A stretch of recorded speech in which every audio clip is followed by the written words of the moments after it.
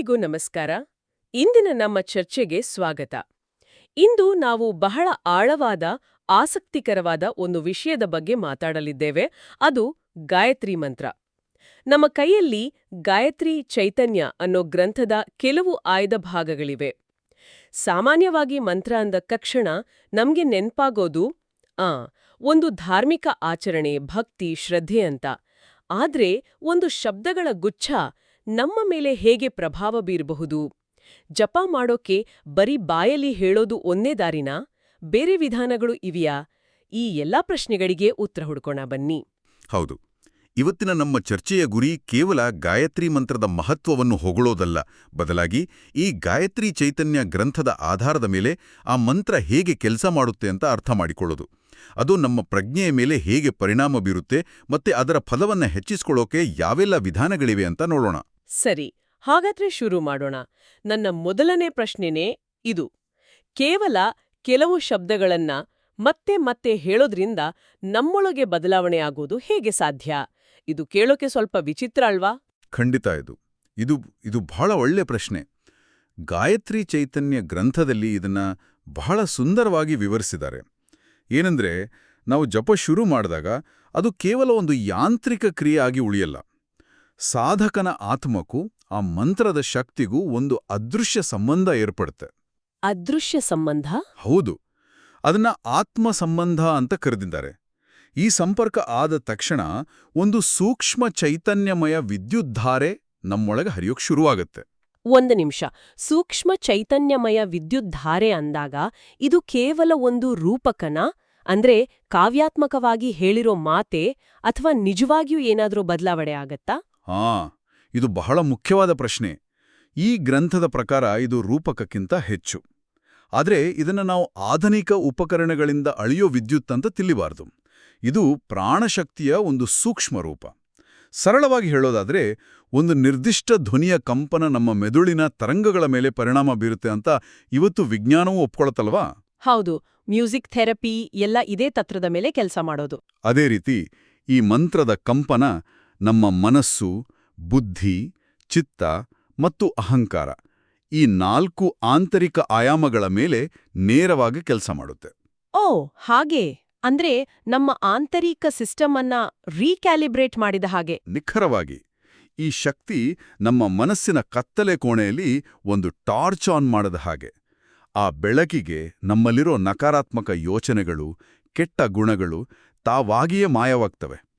ಗ್ರಂಥದಲ್ಲಿ ಹೇಳೋ ಹಾಗೆ ಗಾಯತ್ರಿ ಮಂತ್ರ ರೂಪಿ ದಿವ್ಯ ಪ್ರಕಾಶದಿಂದ ಸಾಧಕರ ಆತ್ಮವು ಪ್ರಜ್ವಲವಾಗಿ ಶೋಭಿಸಲು ಆರಂಭಿಸುತ್ತದೆ. ಬಹುಶಃ ಇದೇ ಕಾರಣಕ್ಕೆ ಇರಬೇಕು ಶ್ರೀಮದ್ ದೇವಿ ಭಾಗವತದಲ್ಲಿ ಗಾಯತ್ರಿಗಿಂತ ಶ್ರೇಷ್ಠ ಜಪವಿಲ್ಲ ಮತ್ತೆ ಚಾಣಕ್ಯ ನೀತಿಯಲ್ಲಿ ಗಾಯತ್ರಿಗೆ ಸಮವಾದ ಮಂತ್ರವಿಲ್ಲ ಅಂತ ಹೇಳಿರೋದು. ಹೌದು, ಅವು ಕೇವಲ ಹೊಗಳಿಕೆಯ ಮಾತುಗಳಲ್ಲ, ಬದಲಾಗಿ ಅದರ ಕಾರ್ಯವೈಖರಿಯ ಆಳವನ್ನ ಸೂಚಿಸ್ತವೆ. ಓಕೆ, ಮಂತ್ರ ಹೇಗೆ ಕೆಲಸ ಮಾಡುತ್ತೆ ಅಂತ ಒಂದು ಚಿತ್ರಣ ಸಿಕ್ತು. ಈಗ ಮುಂದಿನ ಹಂತಕ್ಕೆ ಹೋಗೋಣ. ಜಪ ಅಂತ ತಕ್ಷಣ ನಮಗೆ ನೆನಪಾಗೋದು ಮಾಲೆ ಹಿಡಿದು ಬಾಯಲ್ಲಿ ಹೇಳೋದು. ಆದರೆ ಈ ಗ್ರಂಥದಲ್ಲಿ ಹಲವು ವಿಧದ ಜಪಗಳ ಬಗ್ಗೆ ಹೇಳಲಾಗಿದೆ. ಇದು ಕುತೂಹಲಕಾರಿಯಾಗಿದೆ. ಹೌದು, ನಾವು ಬಳಸೋ ಇಂದ್ರಿಯಗಳ ಆಧಾರದ ಮೇಲೆ ಜಪವನ್ನ 3 ಮುಖ್ಯ ಪ್ರಕಾರಗಳಾಗಿ ವಿಂಗಡಿಸಬಹುದು. ಮೊದಲನೇದು ವಾಚ ಅಂದ್ರೆ ಧ್ವನಿಯ ಮೂಲಕ ಮಾಡೋದು. ಎರಡನೇದು ಮನಸ ಅಂದ್ರೆ ಸಂಪೂರ್ಣವಾಗಿ ಮನಸ್ಸಿನಲ್ಲೇ ಮಾಡೋದು. ಮತ್ತು ಮೂರನೇದು ಬಹಳ ಆಸಕ್ತಿಕರವಾದ ಪ್ರಕಾರ ಕಾಯ ಅಂದ್ರೆ ಶರೀರದ ಮೂಲಕ ಮಾಡೋದು. ಶರೀರದ ಮೂಲಕ ಜಪನ? ಅದು ಹೇಗೆ? ಇದು ಕೇಳೋಕೆ ಹೊಸದಾಗಿದೆ. ಹೌದು, ಈ ಕಾಯಜಪದಲ್ಲಿ ಒಂದು ವಿಶೇಷವಾದ ವಿಧಾನದ ಬಗ್ಗೆ ಗಾಯತ್ರಿ ಚೈತನ್ಯ ಗ್ರಂಥದಲ್ಲಿ ವಿವರಿಸಲಾಗಿದೆ. ಅದೇ ಲಿಖಿತ ಜಪ. ಲಿಖಿತ ಜಪ ಅಂದ್ರೆ ಮಂತ್ರವನ್ನ ಬರೆಯೋದಾ? ಹೌದು, ಬರೆಯೋದು. ಇದು ನಿಜಕ್ಕೂ ಆಶ್ಚರ್ಯಕರ. ಬರವಣಿಗೆಯನ್ನ ನಾವು ಒಂದು ಬೌದ್ಧಿಕ ಕ್ರಿಯೆ ಅಂತ ಭಾವಿಸ್ತೀವಿ, ಆಧ್ಯಾತ್ಮಿಕ ಅಭ್ಯಾಸ ಅಂತಲ್ಲ. ಬರೆಯೋದು ಹೇಗೆ ಜಪ ಆಗುತ್ತೆ? ಇದರ ಹಿಂದಿನ ತರ್ಕ ಅತ್ಯಂತ ವೈಜ್ಞಾನಿಕವಾಗಿದೆ. ಗ್ರಂಥದ ಪ್ರಕಾರ 1 ಬಾರಿ ಮಂತ್ರವನ್ನ ಬರೆಯೋದು 10 ಬಾರಿ ಬಾಯಲ್ಲಿ ಜಪಿಸಿದ್ದಕ್ಕೆ ಸಮ. 10 ಬಾರಿ ಜಪಿಸಿದ್ದಕ್ಕೆ ಸಮಾನನಾ?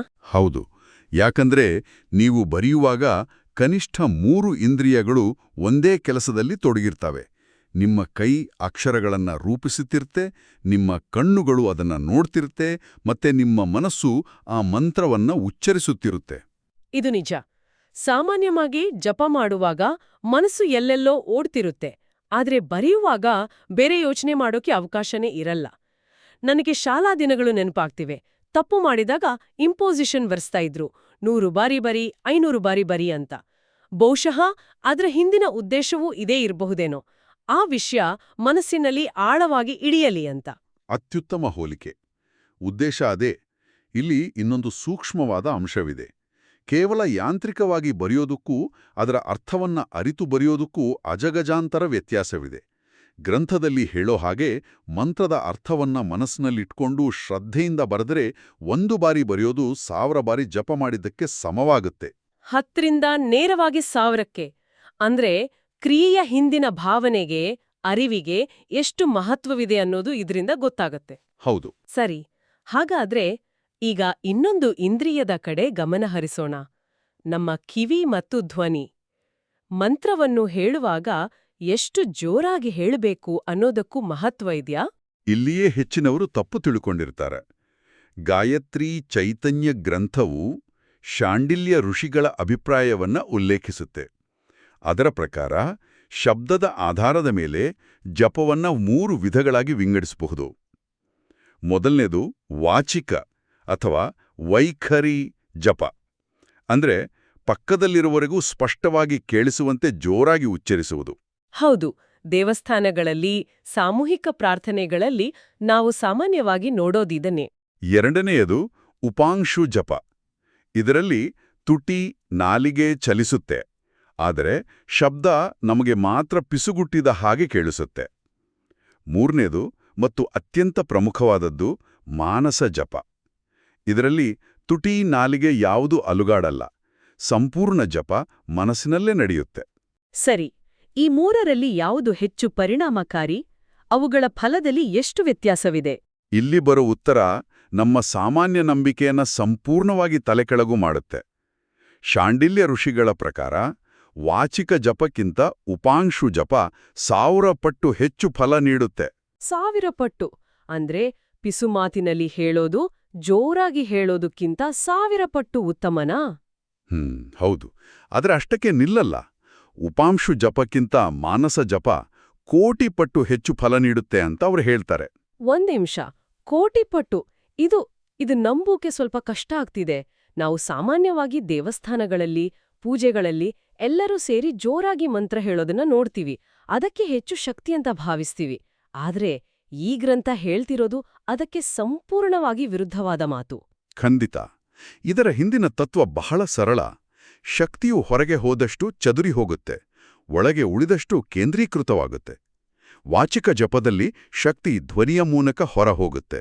ಮಾನಸ ಜಪದಲ್ಲಿ ಸಂಪೂರ್ಣ ಶಕ್ತಿ ನಮ್ಮೊಳಗೆ ಕೇಂದ್ರೀಕೃತವಾಗಿ ಆಳವಾದ ಪರಿಣಾಮ ಬೀರುತ್ತೆ.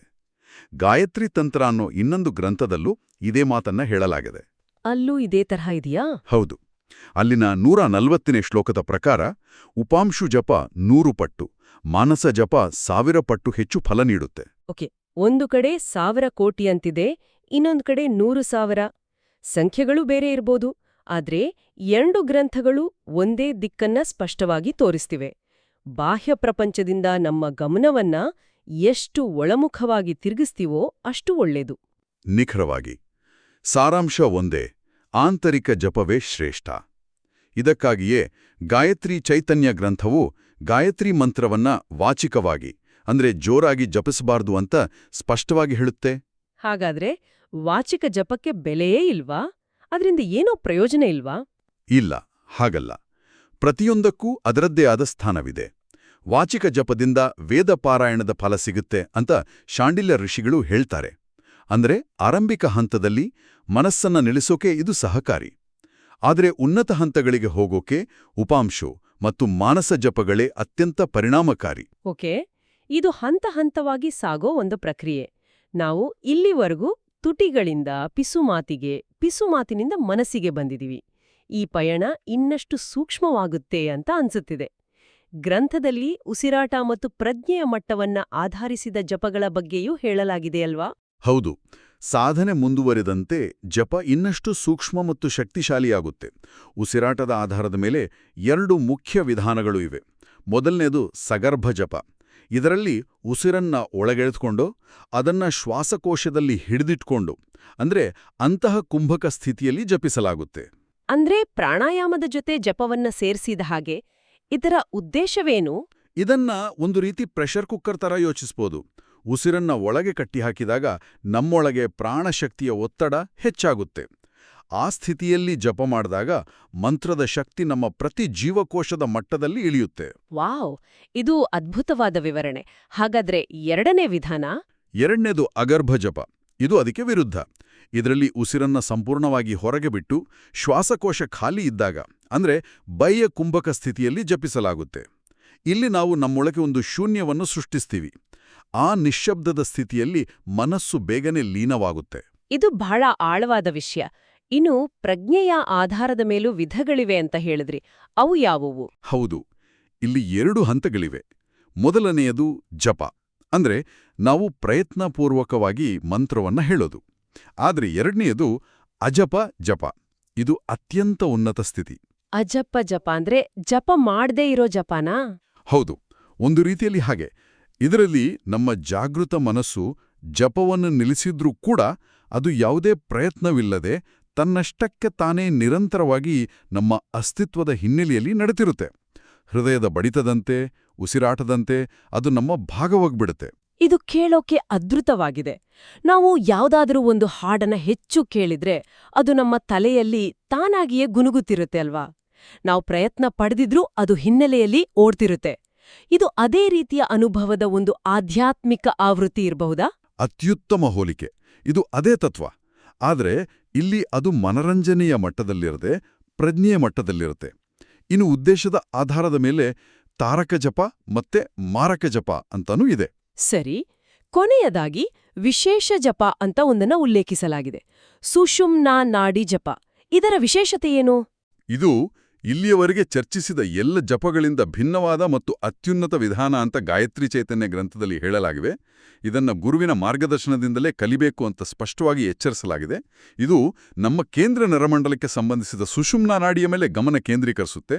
ಇದರಿಂದ ಮನಸ್ಸು ಅತಿ ಶೀಘ್ರವಾಗಿ ಸ್ಥಿರಗೊಂಡು ಧ್ಯಾನದ ಆಳವಾದ ಸ್ಥಿತಿಗಳಿಗೆ ಹೋಗಕ್ಕೆ ಸಾಧ್ಯವಾಗುತ್ತೆ. ಹಾಗಾದ್ರೆ ಇಂದಿನ ಈ ಆಳವಾದ ಚರ್ಚೆಯಿಂದ ನಾವು ತಿಳಿದುಕೊಂಡ ಪ್ರಮುಖ ಅಂಶಗಳನ್ನ ಒಮ್ಮೆ ನೋಡೋಣ. ಗಾಯತ್ರಿ ಮಂತ್ರ ಕೇವಲ ಶಬ್ದಗಳ ಪಠಣವಲ್ಲ. ಅದೊಂದು ನಮ್ಮ ಆಂತರಿಕ ಶಕ್ತಿಯನ್ನ ಜಾಗೃತಗೊಳಿಸೋ, ನಮ್ಮ ಪ್ರಜ್ಞೆಯನ್ನ ರೀವೈರ್ ಮಾಡೋ ಒಂದು ಪ್ರಕ್ರಿಯೆ. ಮತ್ತು ನಾವು ಜಪ ಮಾಡುವ ವಿಧಾನ ಅದರ ಫಲಿತಾಂಶವನ್ನ ನಿರ್ಧರಿಸುತ್ತೆ. ಹೌದು, ಜೋರಾಗಿ ಹೇಳೋ ವಾಚಿಕ ಜಪದಿಂದ ಆರಂಭಿಸಿ ಬರೆಯೋ ಲಿಖಿತ ಜಪದ ಮೂಲಕ ಏಕಾಗ್ರತೆ ಸಾಧಿಸಿ ಕೊನೆಗೆ ಮನಸ್ಸಿನಲ್ಲೇ ನಡೆಯೋ ಮಾನಸ ಜಪದವರೆಗಿನ ಈ ಪ್ರಯಾಣ, ಇದು ಮೂಲತಃ ಬಾಹ್ಯದಿಂದ ಆಂತರಿಕದೆಡೆಗಿನ ಪ್ರಯಾಣ. ನಮ್ಮ ಚದುರಿದ ಶಕ್ತಿಯನ್ನು ಒಗ್ಗೂಡಿಸಿ ಪ್ರಜ್ಞೆಯನ್ನ ಉನ್ನತ ಸ್ಥಿತಿಗೆ ಕೊಂಡೊಯ್ಯೋ ಒಂದು ಸ್ಪಷ್ಟವಾದ ಮಾರ್ಗಸೂಚಿ. ಇಂದಿನ ಚರ್ಚೆಯ ಕೊನೆಯಲ್ಲಿ ಕೇಳುಗೈಗೆ ಒಂದು ಆಲೋಚನೆಯನ್ನ ಬಿಟ್ಟೋಗೋದಾದ್ರೆ, ಅಜಪ ಜಪ ಅನ್ನೋ ಪರಿಕಲ್ಪನೆ ನಿಜಕ್ಕೂ ಚಿಂತನೆಗೆ ಹಚ್ಚುವಂಥದ್ದು. ಒಂದು ಮಂತ್ರ ನಮ್ಮ ಅಸ್ತಿತ್ವದ ಭಾಗವಾಗೋದು, ನಮ್ಮ ಉಸಿರಾಟದಷ್ಟೇ ಸಹಜವಾಗೋದು. ಇದು ಕೇವಲ ಆಧ್ಯಾತ್ಮಕ್ಕೆ ಸೀಮಿತವಾದ ವಿಷಯವಲ್ಲ. ನಾವು ಕಲಿಯೋ ಯಾವುದೇ ಕಲೆ ಇರ್ಬೋದು, ಸಂಗೀತ, ಕ್ರೀಡೆ ಅಥವಾ ಕಾರ್ ಚಲಾಯಿಸೋದೇ ಇರ್ಬೋದು. ಮೊದಲು ಪ್ರತಿಯೊಂದು ಹಂತವನ್ನು ಪ್ರಜ್ಞಾಪೂರ್ವಕವಾಗಿ ಯೋಚಿಸಿ ಮಾಡ್ತೀವಿ. ಆದ್ರೆ ನಿರಂತರ ಅಭ್ಯಾಸದಿಂದ ಅದು ನಮ್ಮ ಎರಡನೇ ಸ್ವಭಾವ ಆಗೋತ್ತೆ ಅಲ್ವಾ? ಆಗ ನಾವು ಯೋಚಿಸಿ ಮಾಡಲ್ಲ, ಅದು ತಾನಾಗಿಯೇ ನಡೆಯುತ್ತೆ. ನಮ್ಮ ಜೀವನದಲ್ಲಿ ನಾವು ಯಾವ ಒಂದು ಒಳ್ಳೆಯ ಅಭ್ಯಾಸವನ್ನ ಅಥವಾ ಸಕಾರಾತ್ಮಕ ಚಿಂತನೆಯನ್ನ ಈ ಅಜಪ ಸ್ಥಿತಿಗೆ ತರಬಹುದು, ಇದ್ರ ಬಗ್ಗೆ ಒಮ್ಮೆ ಯೋಚಿಸಿ.